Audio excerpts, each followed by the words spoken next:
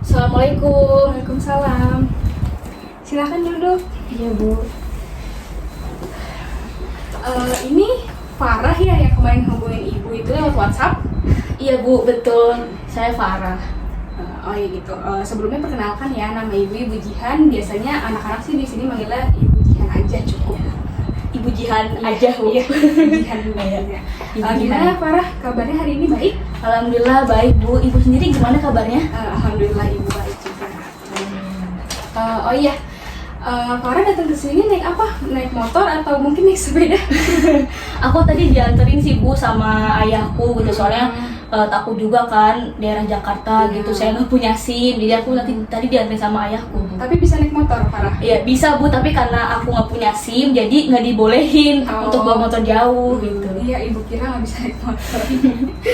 Berarti nanti pulangnya dijemput gitu atau gimana? Enggak sih Bu, paling kan ayahku juga tadi sekalian kerja gitu, makanya nganterin aku. Nanti pulangnya mungkin aku pesen ojek online Bu. Oh, gitu, oke. Sebelumnya Farah ada apa hubungin ibu kemarin untuk pertemuan hari ini?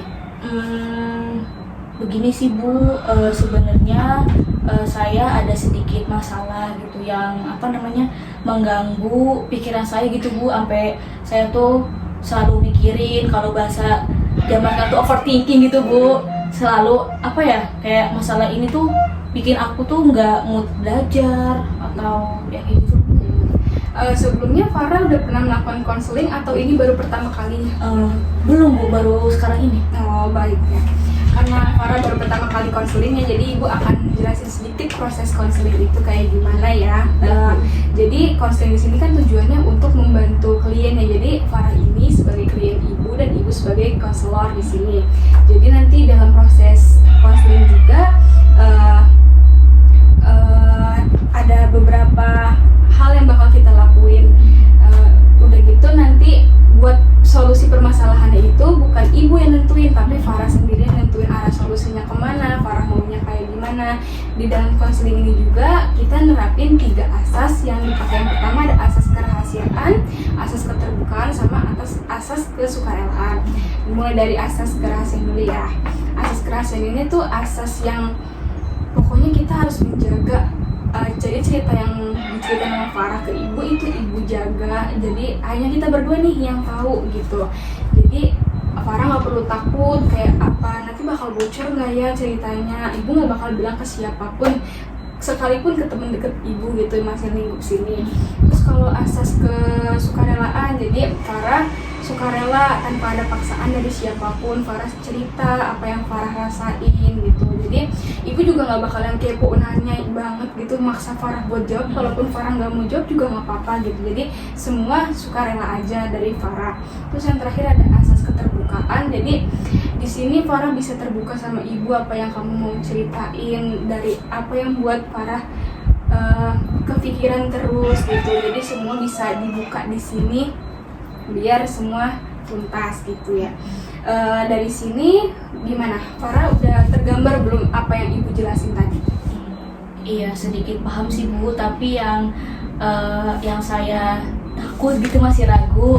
Ini benar kita menggunakan asas kerahasiaan Bu, maksudnya ya takutnya gitu dari teman ibu yang sama-sama BK itu nanya, iya ada murid saya namanya Farah dan cerita gini gitu Bu. Saya takut nanti wali kelas saya gitu ya tahu Bu masalah ini Bu. Ya ibu jamin deh pokoknya 100% ini tuh bener-bener hanya ibu doang yang tahu sama kamu.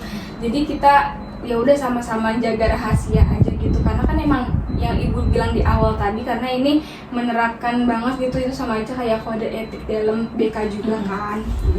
Jadi kalau misalkan Farah sudah paham, ibu di sini akan jelasin ya tahapan-tahapan yang akan kita lakuin nih hari ini. Kira-kira sekitar 45 menitan lah ya kita bakalan ngelakuin proses konseling ini. Baik Bu. Jadi nanti Farah bisa menceritakan apa aja masalah-masalah yang Farah hadapin ya. Iya Bu. Kalau ibu boleh tahu nih, kan Farah udah datang ke sini ya. Permasalahan apa sih yang lagi kamu rasain saat ini, yang bisa bikin kamu terganggu banget tuh apa? Iya, begini Bu, yang tadi di awal saya juga cerita gitu. Jadi saya tuh nggak tahu kenapa ya Bu, akhir-akhir ini tuh saya kan sudah memasuki semester akhir ya Bu, semester 6, dimana yang apa 2 semester lagi saya akan lulus gitu. Saya akan melaksanakan kayak proposal skripsi sama skripsi gitu. Tapi entah kenapa ya Bu, saya tuh ngerasa baru apa ya di semester sekarang ini yang saya tuh nggak tahu apa-apa gitu Bu. Jadi ya selama kurang lebih 3 tahun ini tuh saya nggak paham tentang jurusan yang saya jalani sekarang gitu Bu. Makanya kenapa saya menghubungi Ibu gitu, karena saya bingung Bu mau cerita sama siapa gitu. Mau cerita ke teman tapi saya juga nggak deket Bu sama mereka. Nah, terus mau cerita ke orang tua saya sibuk kerja, pergi pagi pulang malam gitu. Makanya teman saya nyaranin udah kamu coba menghubungi Ibu Jian aja gitu. Akhirnya ya udah saya minta nomornya ke teman saya itu. Akhirnya saya menghubungi Ibu. Ya udah akhirnya saya mau cerita ke Ibu. Kalau Ibu boleh tahu ya, kamu tuh sekarang jurusan apa? Terus abis itu masalah yang lebih spesifik itu apa ya? Yang bisa bikin kamu kebeban sampai sekarang? Iya, begini Bu, saya tuh jurusan bahasa Inggris gitu sekarang. Nah, masalah yang spesifiknya tuh kayak apa ya? Saya tuh jenuh Bu, jadi saya nggak bisa untuk menghafal kayak vocab, terus kayak past tense apalah gitu. Bahkan untuk kayak praktis bahasa Inggris pun saya nggak bisa gitu. Jadi saya merasa kayak aduh kok saya paling bodoh sendiri ya di kelas gitu. Terus saya juga nggak bisa imbangin sama apa ya kemampuan teman-teman saya gitu Bu. Nilai saya paling rendah gitu kalau setiap diinin sama wali kelas saya, sama dosen pembimbing saya gitu. Jadi kayak apa ya, saya udah pengen pindah jurusan aja lah gitu. Capek, takutnya kalau misalkan saya nanti skripsi atau apalagi semester depan proposal skripsi, saya bukan sempro gitu, takutnya saya nggak bisa Bu, bingung nentuin judul apalah variabel gitu-gitu Bu. Kalau boleh Ibu tangkap ya dari yang cerita Farah itu, berarti Farah tuh kayak ngerasa insecure gitu ya sama diri Farah, karena ngerasa nggak bisa dan ngerasa tertinggal juga sama teman-temannya Farah. Sebenarnya apa sih yang membuat Farah tuh ngerasa nggak percaya diri atau insecure gitu? Kenapa bisa ngomong kalau kamu tuh ngerasa tertinggal gitu tuh karena apa? Karena yang saya bilang di awal Bu, karena mungkin di semester lalu saya terlalu santai ya Bu, terlalu lalai gitu. Nggak apa ya, mungkin saya juga ngerasa saya hanya main-main sih di kuliah ini gitu, di jurusan ini, karena jurusan bahasa Inggris ini sebenarnya bukan kemauan saya Bu, tapi kemauan dari ibu saya gitu. Karena ya mungkin ibu saya pengen saya itu ya bisa bahasa Inggris gitu, jadi guru bahasa Inggris gitu. Tapi ya pas pemilihan itu saya juga bodohnya saya ikut-ikut aja Bu, ya udahlah gitu, saya nurut aja apa kata orang tua gitu. Karena kan kalau misalkan saya ngebantah takutnya saya dosa gitu. Tapi kalau saya nurut ya saya juga nggak mau gitu Bu. Jadi saya nggak bisa untuk mengungkapkan gitu kalau ini tuh bukan kehendak saya gitu Bu. Jadi yang bikin saya insecure itu karena saya terpaksa dengan, kan kalau sesuatu yang terpaksa itu jadi gimana ya Bu ya, jadi beban juga berat, dan kita tuh menjalani itu nggak ikhlas gitu Bu. Jadi ya itu sih yang bikin saya insecure. Jadi Farah juga di sini kayak ngerasa berat gitu ya mungkin ngejalaninnya.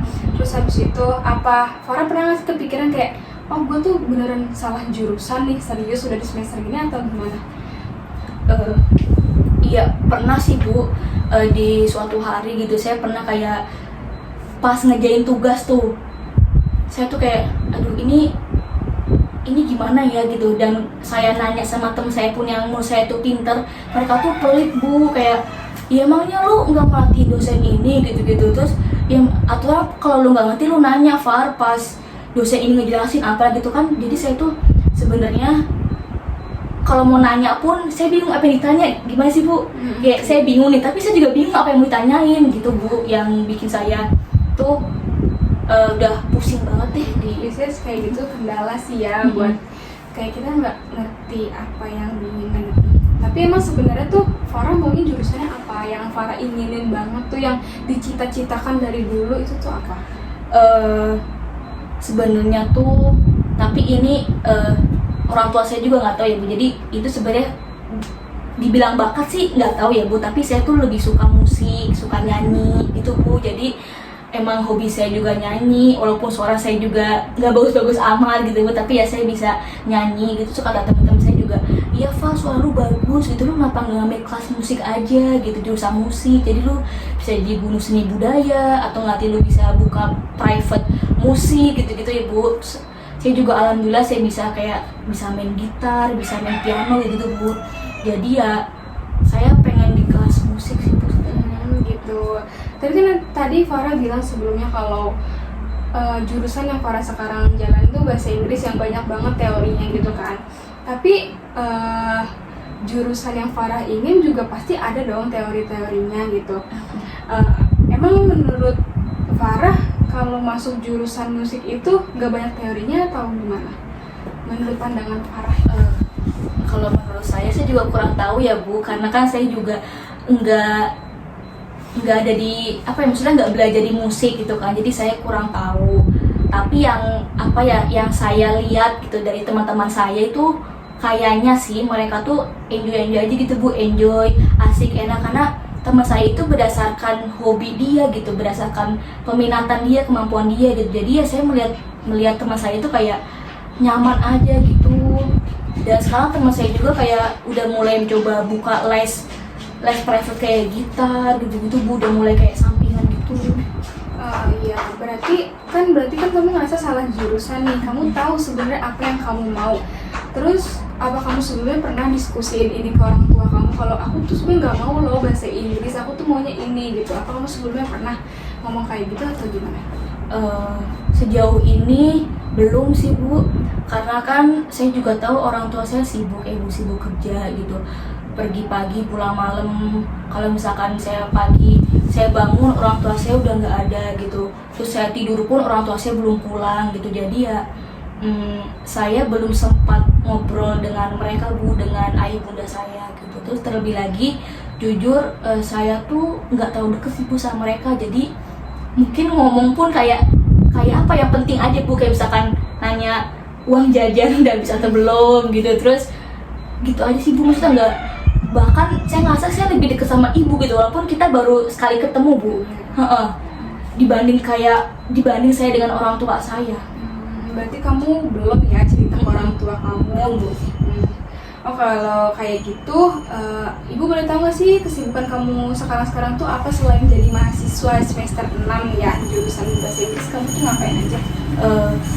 Saya tuh sebenarnya mahasiswa yang kupu-kupu tuh kuliah pulang gitu. Jadi saya tuh nggak aktif berorganisasi gitu, karena nggak tahu kenapa ya Bu, ya saya mungkin nggak tahu, saya nggak tertarik aja gitu sama organisasi di kampus saya gitu. Jadi saya lebih banyak waktu di rumah, kayak misalnya udah kuliah gitu, kalau misalkan sehabis kuliah selesai terus ya udah pulang gitu. Saya juga nggak tahu dekat sama teman-teman saya, karena itu Bu, saya ngerasa ya teman-teman saya tuh pada pelit apalah gitu. Jadi saya nggak sefrekuensi sama mereka Bu. Jadi ya udahlah, saya berteman sekedarnya aja gitu, nggak pengen deket banget atau apa gitu.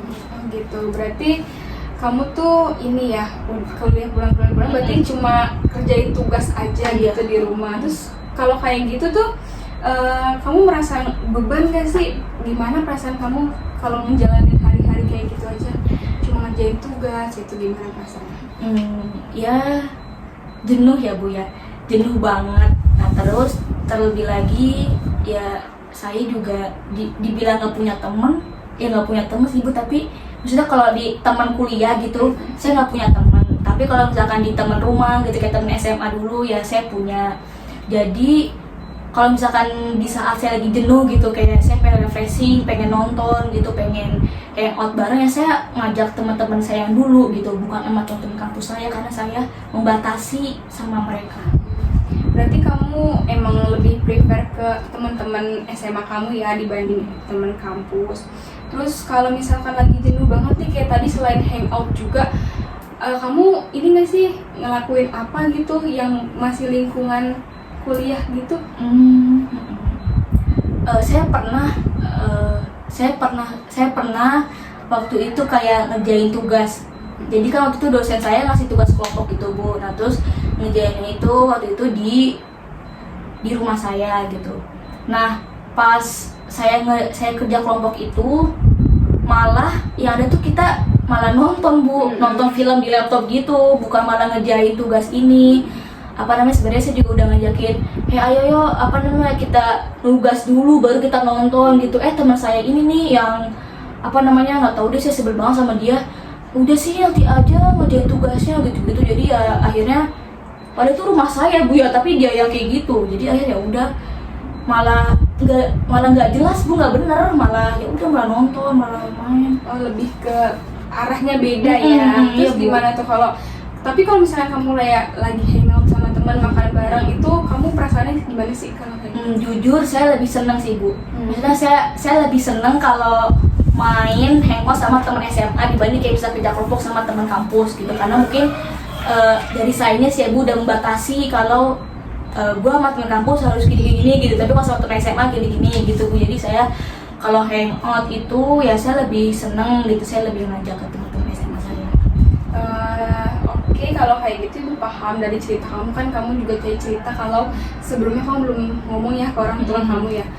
Saran dari Ibu sih sebaiknya, alangkah baiknya kamu diskusiin lagi nih sama orang tua kamu. Kan kamu berpikiran kayak jenuh, terus kayak ngerasa salah jurusan. Nah itu tuh bisa didiskusiin bareng-bareng sama orang tua kamu, baiknya gimana, minta saran dari orang tua kamu kayak gimana. Meskipun orang tua kamu lagi sibuk gitu ya, mungkin dia pasti ada waktu buat nyempetin ngobrol sama kamu gitu. Nah kira-kira orang tua kamu tuh ada waktu libur kan pasti, dan itu di hari apa aja?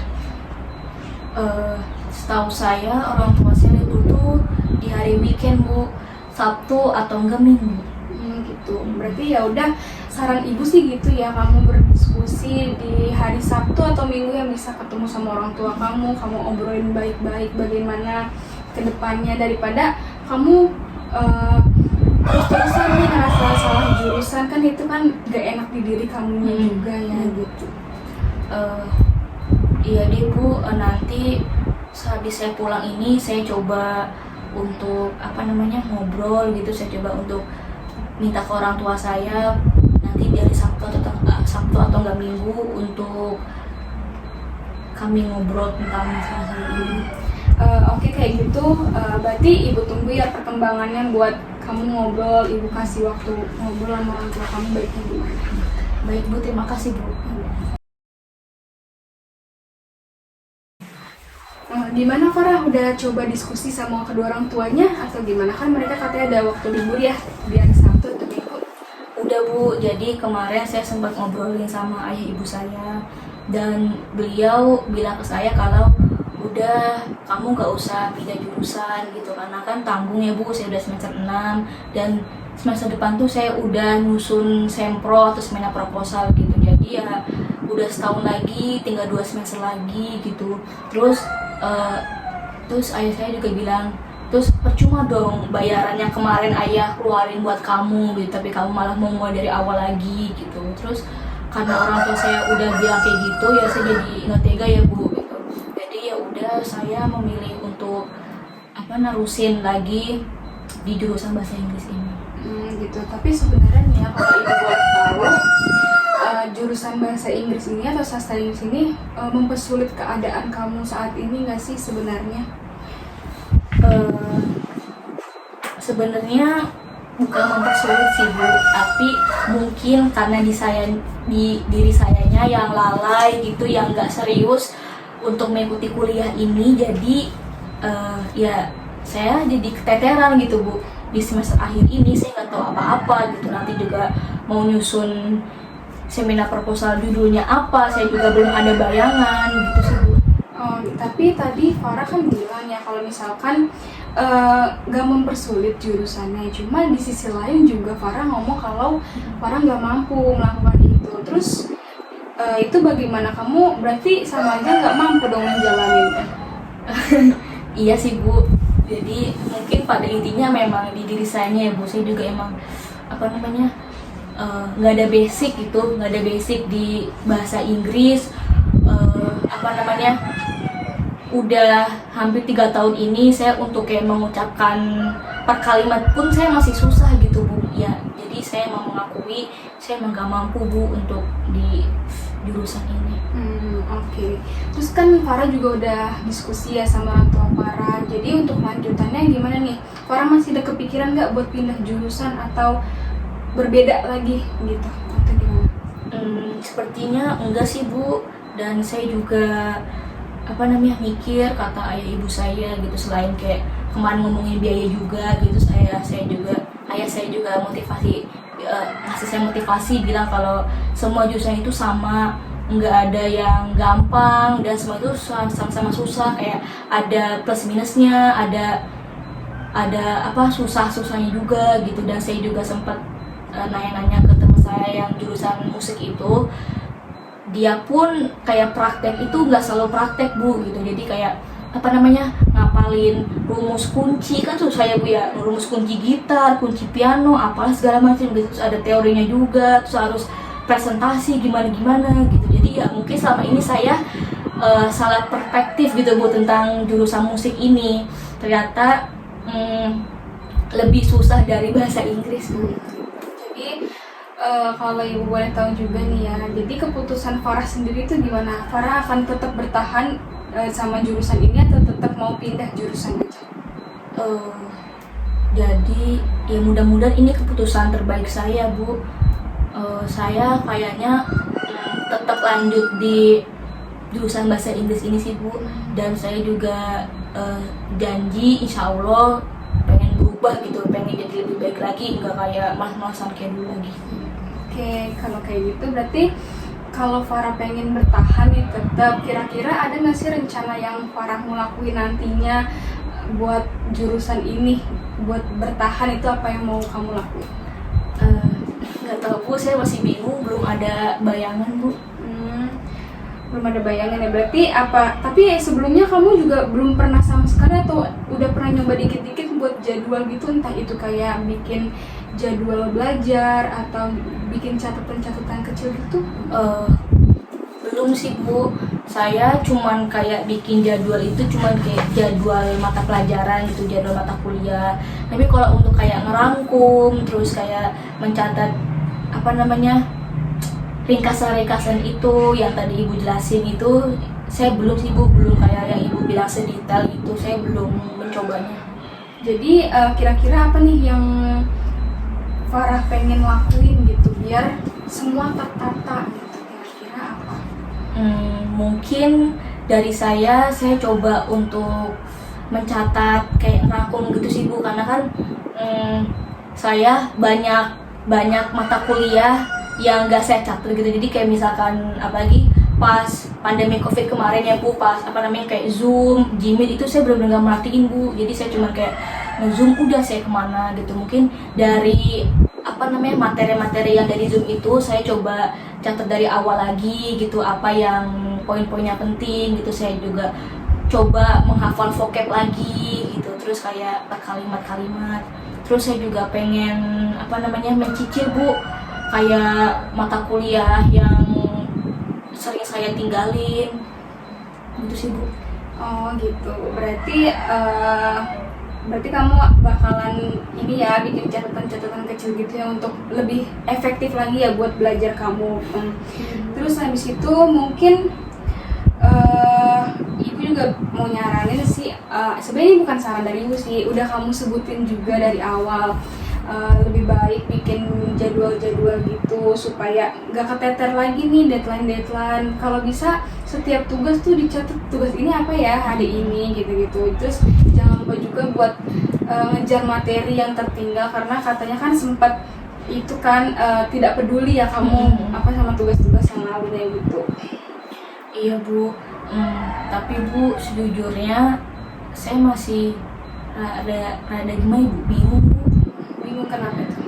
Gimana ya, soalnya kan dari awal saya udah bodo amat. Nah terus pas saya menginjak di semester 5-6 ini, saya udah kepedean gitu Bu, nanti gua pindah jurusan gitu. Jadi ya udahlah sekarang bodo amat gitu Bu. Jadi gimana ya Bu, saya kayak nggak sanggup aja gitu Bu, cuman punya waktu 2 semester untuk mengejar 4 semester yang sudah tertinggal gitu Bu.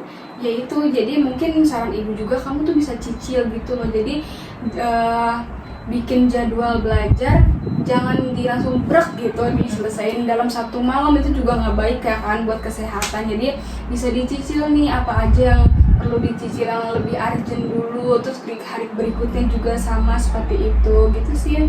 Jadi dengan cara itu juga bisa memudahkan kamu untuk belajar lagi. Kalau bisa tanya-tanya juga ke teman gimana apa aja yang tertinggal gitu. Baik Bu. Saya coba ikuti saran ibu, saya coba mencicil mencicil materi yang tinggal kemarin yang ibu bilang juga, terus saya bikin jadwal gitu, terus jangan kayak sistem SKS ya Bu, ya, sistem kebus malam, jadi semalam saya harus selesai semua, gitu. Saya juga otak saya juga nggak sanggup Bu gitu. Iya Bu, saya coba saran ibu nanti. Oke, kan Farah juga udah tahu nih apa yang mau Farah lakuin kan ya. Jadi ini ibu ada format ini tuh bisa kamu isi. Jadi format ini tuh ada rencana-rencana yang tadi Farah udah jelasin nih buat kedepannya kayak gimana. Jadi di sini ada terlampir identitas kayak nama kamu, keinginan atau rencana yang kamu tuju gitu. Sekarang boleh Farah isi. Iya, isi sekarang ya Bu. Kalau boleh tahu ini fungsinya buat apa ya?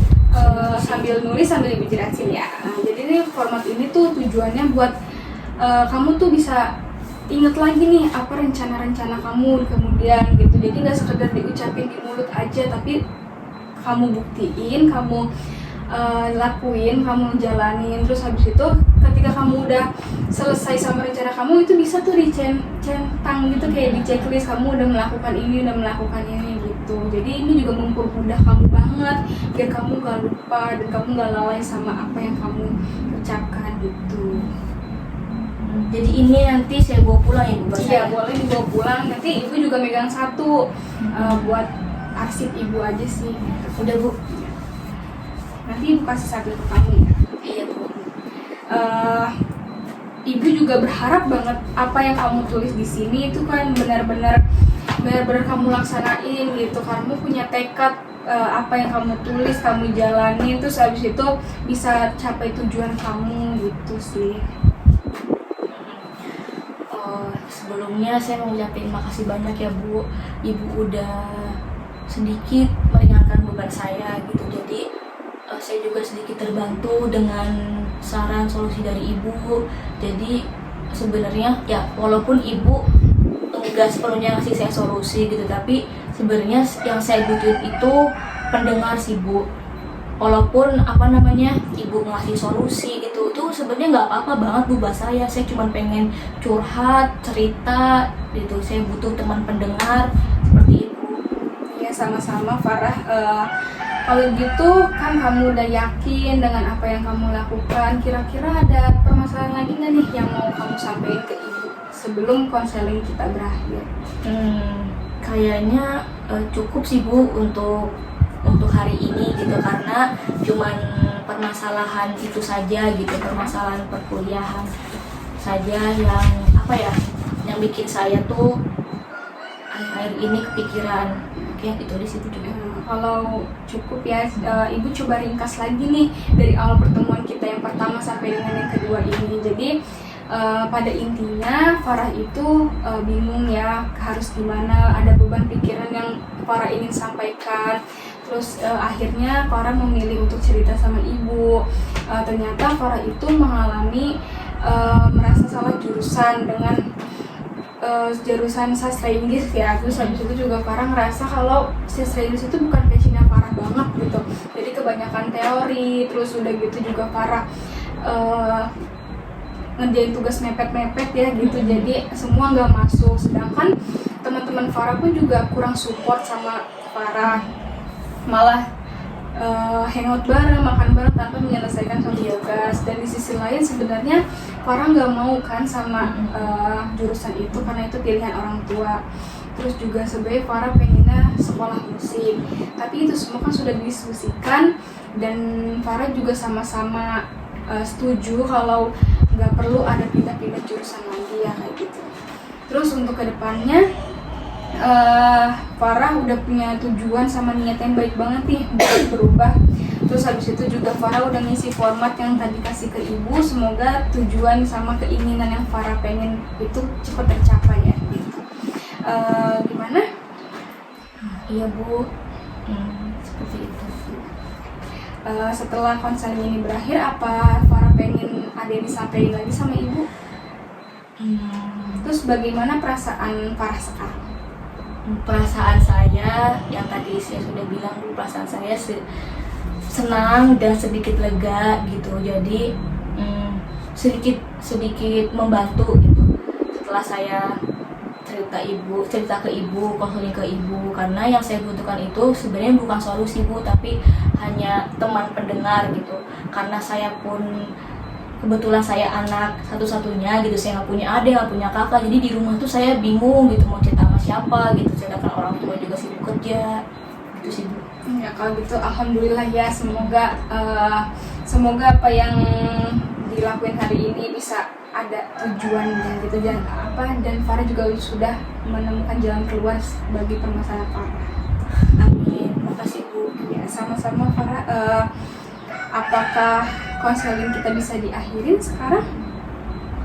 Iya bisa Bu, saya juga mau ngucapin kayak tadi terima kasih banyak gitu, ibu sudah meluangkan waktunya di sela-sela waktu ibu yang sibuk mengajar gitu, jadi ibu sudah bisa meluangkan waktu. Saya kesini sudah 2 kali gitu ya, terima kasih banyak ya Bu. Sama-sama ya Farah ya. Nanti kalau misalkan emang Farah butuh ibu, Farah bisa datang lagi ke sini, apapun itu pasti ibu bantu. Kalau emang ibu bisa bantu, emang tugas ibu juga kan membantu siswa-siswa di sini gitu. Jadi Farah bisa WA juga kan, udah punya nomor ibu juga, atau enggak langsung ke sini juga boleh. Iya. Baik Bu, kalau kayak gitu udah sore juga, saya langsung pamit pulang aja ya Bu. Ya, udah dijemput Farah sama ayahnya? Belum Bu, saya kan naik Grab. Oh, jadi pernah naik Iya, Sama-sama ya Farah ya. Makasih ya Bu, Oke. saya pamit. Iya. Iya.